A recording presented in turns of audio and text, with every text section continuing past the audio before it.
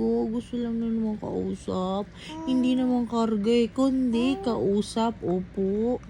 Opo. Diba? Hindi naman ikaw nagpapakarga. Basta pinakausap lang naman ikaw, diba po? Hmm? Ano? Ano sasabihin mo? Sige, sabihin mo na. Ang gusto mo sabihin. Sige na. Ano po? Ano po ang gusto sabihin ni Kalin? Ano po? Ano? Oh, nagrereklamo ka na. Nagrereklamo ikaw. Opo. Ano yun? Ano sabihin mo?